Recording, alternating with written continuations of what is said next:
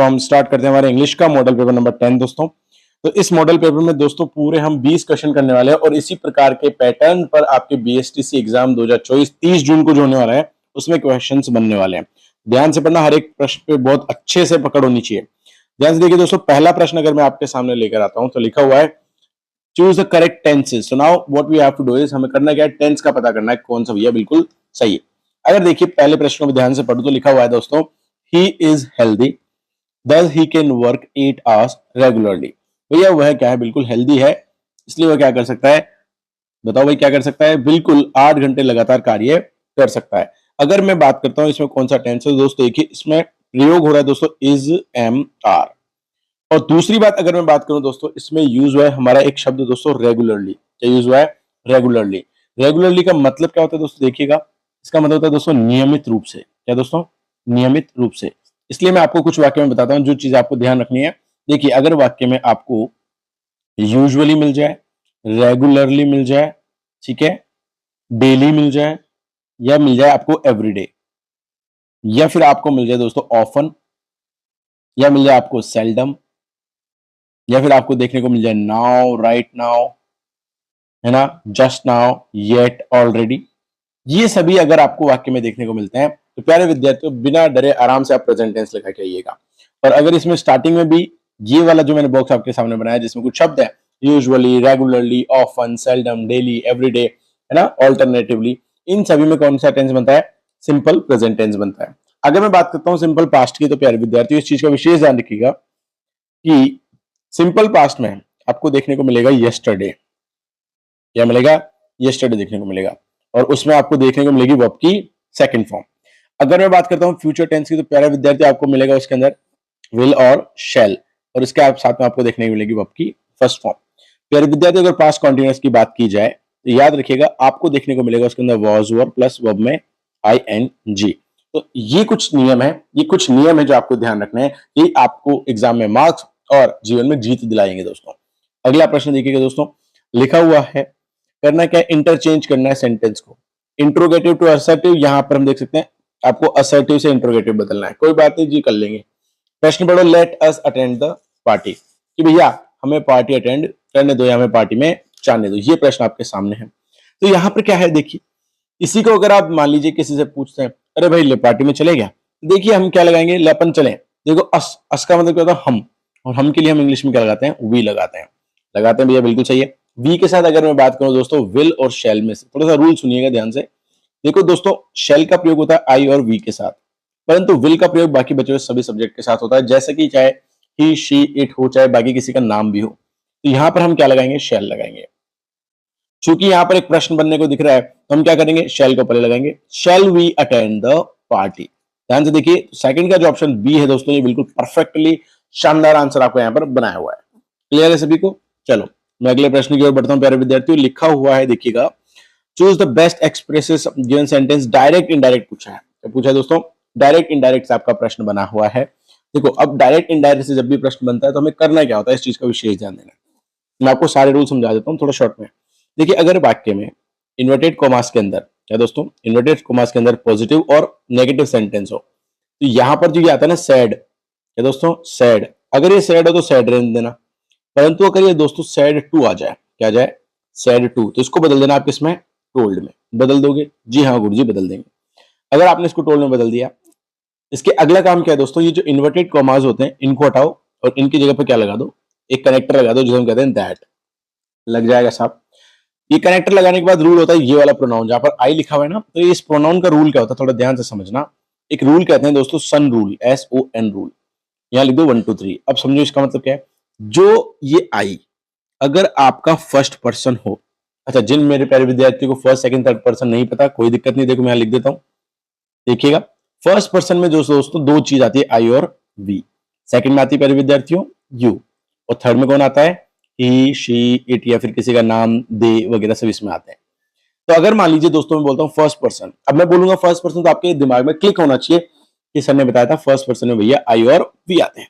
देखो अगर first person हो तो इन्वर्टेड कॉमास के बाहर वाला जो आइटम इधर वाला, इसका पकड़ो सब्जेक्ट। क्या पकड़ना है आपको, सब्जेक्ट।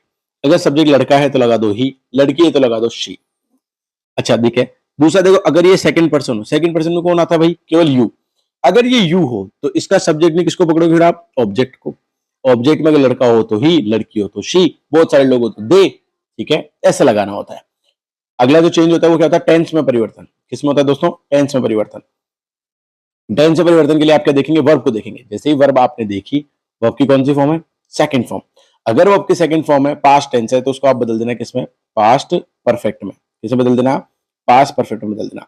शॉर्ट में समझाता हूं कौन सा टेंस किसमें बदलता है। आज की जो क्लास दोस्तों में ले रहा हूं, इसका एक ही मकसद है कि आपको टॉपिक वाइज सारे क्वेश्चन में करवाऊं। ठीक है, देखिएगा, अगर मान लो प्रेजेंट सिंपल टेंस है तो प्यारे विद्यार्थी पास्ट सिंपल में चल जाना, मतलब प्रेजेंट को सारा पास्ट में बदल देना। प्रेजेंट कंटिन्यूअस हो, पास्ट कंटिन्यूअस। प्रेजेंट परफेक्ट हो, past perfect. Present perfect continuous हो तो बदल देना डायरेक्ट पास्ट परफेक्ट में। ठीक है भाई, लेकिन अगर पास्ट टेंस आ जाए तो घबराना नहीं है। पास्ट टेंस में से नंबर लिख लो 1 2 3 4, तो आप कहना सर पास्ट सिंपल, तीसरे में बदल दो पास्ट परफेक्ट में। पास्ट कंटिन्यूअस बदल दो भैया पास्ट परफेक्ट कंटिन्यूअस। वापस बोलो, पास्ट सिंपल किसमें? पास्ट परफेक्ट में। पास्ट कंटिन्यूअस किसमें? पास्ट परफेक्ट कंटिन्यूअस में बदलना है। तो चूंकि यहां पर वाक्य में यूज हुआ है दोस्तों वर्ब की सेकंड फॉर्म, तो what we have to do is, हम इसको किसमें बदलेंगे? परफेक्ट में बदल देंगे, मतलब वर्ब की थर्ड फॉर्म में बदल देंगे। अगर आप ध्यान दो तो वर्ब की थर्ड फॉर्म मुझे कहां मिल रही है? देखो, हैड सीन, हैड सीन मिल गया, बिल्कुल। अब अपने को करना क्या है? देखो, यहां सब कुछ सही है, यहां तक तो मामला बिल्कुल सेट है, लेकिन ये आखिर में देखो, हियर जो होता है ना, इसको बदलते हैं दोस्तों देयर में। किसे बदलते हैं? देयर में। तो ये पूरा प्रश्न कहां से बना? लास्ट वाले वर्ड से। तो ये सारे कुछ नियम है जो मैं आपको समझाना चाहता था और आपको मिल गए। ठीक है, आ जाओ भाई। देखो, जो भी बच्चे ये सोच रहे हैं कि सर इतनी एक्सप्लेनेशन, बेटा ये एक्सप्लेनेशन उन बच्चों के लिए दी जा रही है जो लास्ट दिन आप अब एग्जाम के 2 3 दिन में भी पढ़ना चाह रहे हैं और चाह रहे हैं कि 15 से 20 क्वेश्चन हमारे बिल्कुल परफेक्टली राइट हो जाए। जिन बच्चों ने अगर क्लासेस नहीं देखी है, हमारे यहाँ चैनल पे प्यारे विद्यार्थियों प्ले लिस्ट में जाना, प्ले लिस्ट में जाके देखना, मॉडल पेपर 7 से 8 मॉडल पेपर इंग्लिश के अपलोड किए जा चुके हैं और इंग्लिश की दोस्तों टॉपिक वाइज 32 से 33 क्लासेस आपको मिल जाएगी। ठीक है, फिर भी मैं आपके लिए क्लास लाया हूं जिसके अंदर मैं आपको एक्सप्लेनेशन भी करवाने वाला हूं। समझो भाई। प्रश्न संख्या 4 देखते हैं दोस्तों। लिखा हुआ, a doctor advise the patient. Doctor ने पेशेंट को एडवाइस दिया है कि भैया राइस मत खाओ। क्या मत खाओ?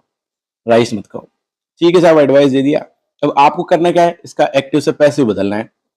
ठीक है भैया, देखो एडवाइस किसको मिली? पेशेंट को मिली। किसको मिली भाई? पेशेंट को मिली। तो हमने बोला द पेशेंट।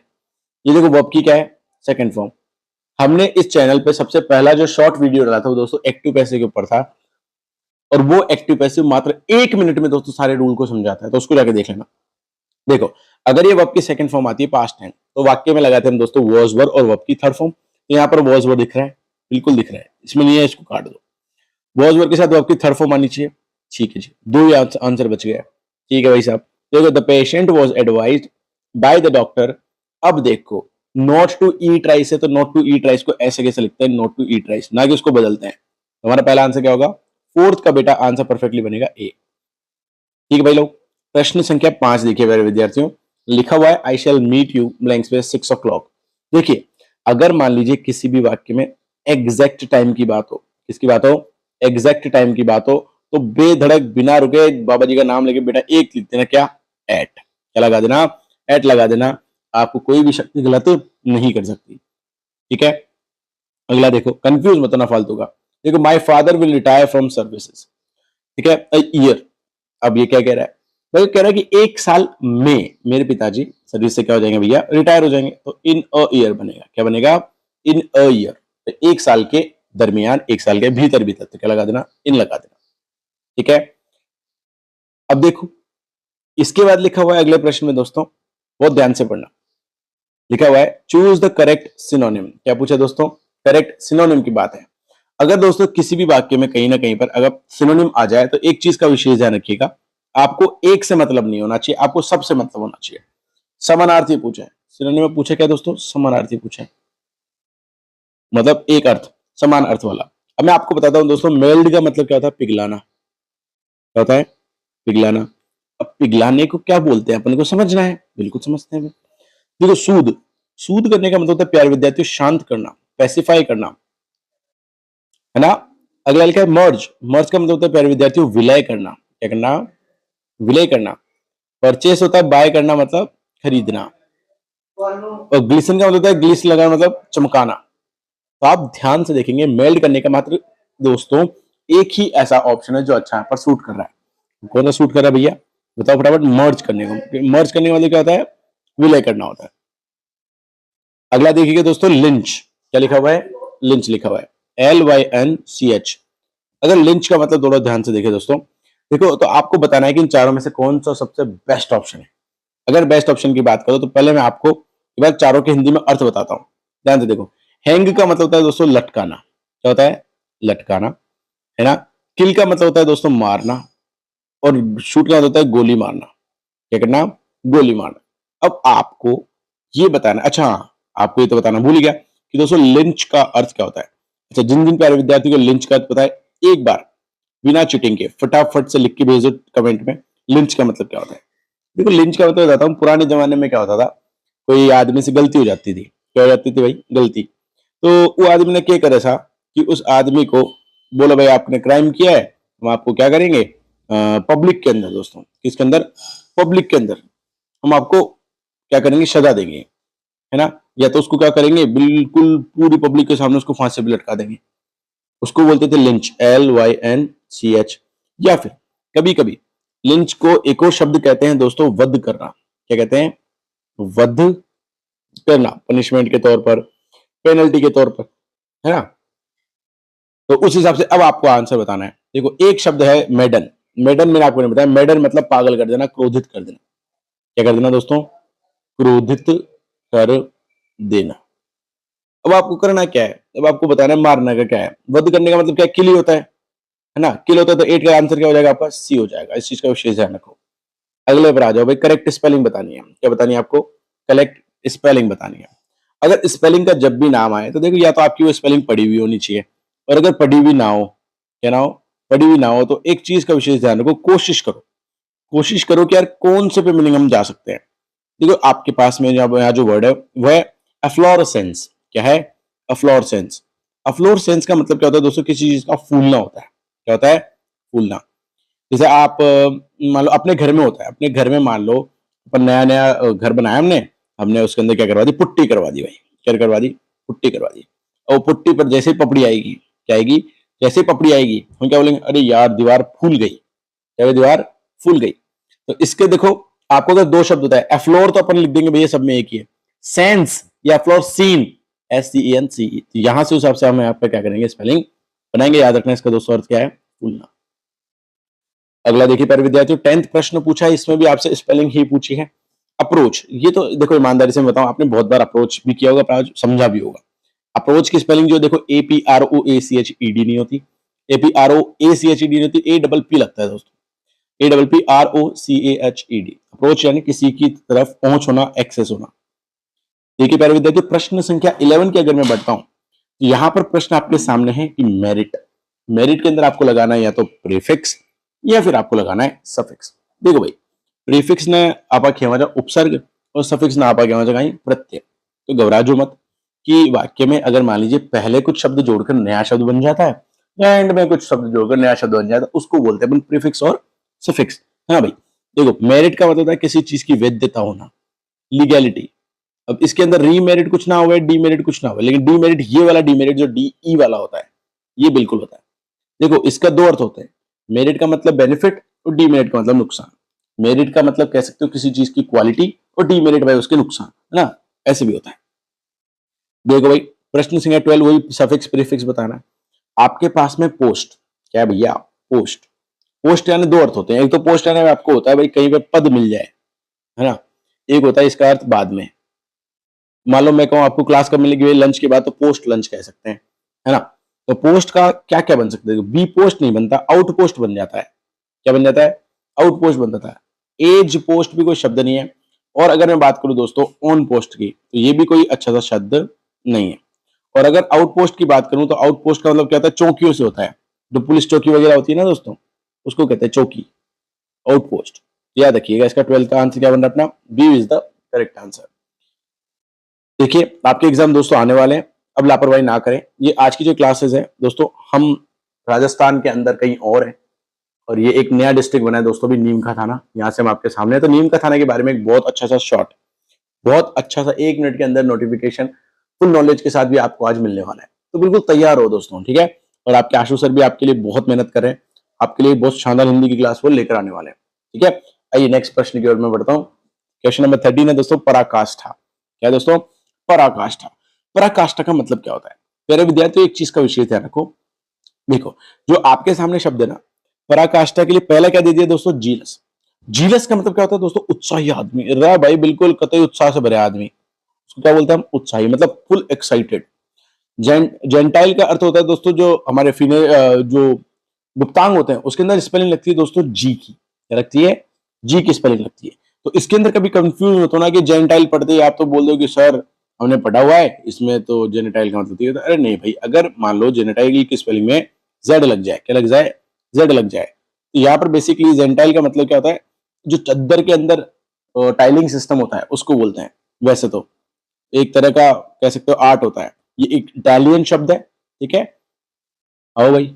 अगला देखो, जैनिथ। जैनिथ का मतलब होता है प्यारे विद्यार्थी बिल्कुल आपका जो प्रश्न पूछा गया जिसे हम कहते हैं पराकाष्ठा। क्या कहते हैं?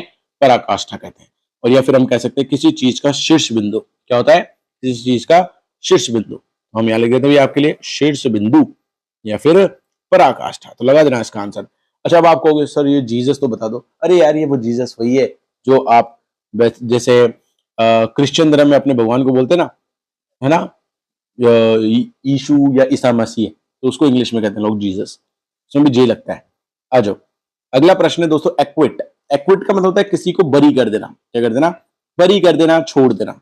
ये लो जी। परिचित का मतलब होता है भाई नॉन है, जानकार है। आलसी होता है लेजी। और निंदा होता है दोस्तों कंडेम करना, CONDEMN। अगला देखो विद्यार्थियों, प्रश्न संख्या 15। अब आपके आर्टिकल्स वाले प्रश्न आ रहे हैं बहुत ही अच्छे अच्छे। ये लिखा है न्यूयॉर्क इज लार्ज सिटी। अब यार लार्ज सिटी है, ये तो कोई कॉमन नाउन है। तो ऐसे थोड़ी न्यूयॉर्क भाई स्पेसिफिक सिटी के बारे में बता रहे हैं तो भाई हम कुछ ना भाई, नॉर्मल बोला है कि न्यूयॉर्क एक लार्ज सिटी है, बड़ी सिटी है। तो क्या लगा देना? डायरेक्ट ए लगा देना, बिना घबराए।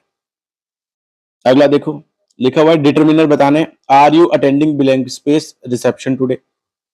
अब यहाँ पर देखो भाई, रिसेप्शन की तो बात हो रही है।